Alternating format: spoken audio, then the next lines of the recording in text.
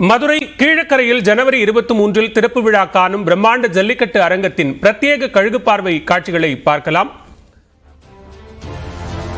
இது தொடர்பான கூடுதல் விவரங்களோடு இணைந்திருக்கிறார் சிறப்பு செய்தியாளர் வெற்றி. விவரங்களை பதிவு செய்யலாம். இந்த பிரம்மாண்ட ஜல்லிக்கட்டு அரங்கம் என்பது என்னென்ன சிறப்பம்சங்களோடு வடிவமைக்கப்பட்டிருக்கு?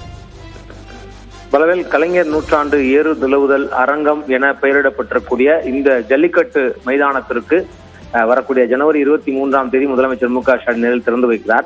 அதனை முன்னிட்டு முழுமையாக இந்த மைதானம் சிறப்பு விழாவிற்கு தயாராகி இருக்கிறது. இந்த முழுமையாக தயாராகப்பட்ட இந்த அரங்கத்தினுடைய முதல் பிரத்யேக காட்சியை நாம் பிரத்யேகமாக வெளியிடுகிறோம்.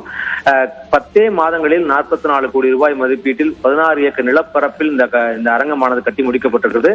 23 முதலமைச்சர் திறந்து வைத்து அதன் பின்பு 5 நாட்களுக்கு தொடர்ச்சியாக ஜல்லிக்கட்டு போட்டிகளான நடைபெற இருக்கிறது.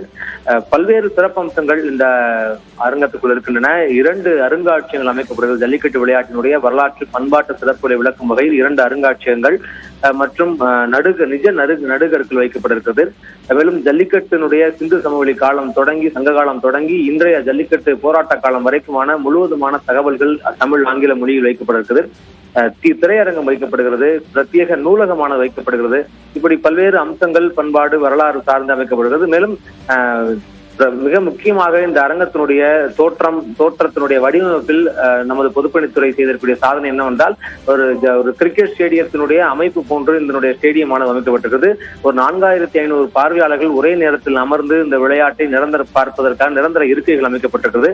விஐபிகளுக்கான கண்ணாடி கூண்டுடன் கூடிய இருக்கை அமைக்கப்படுகிறது.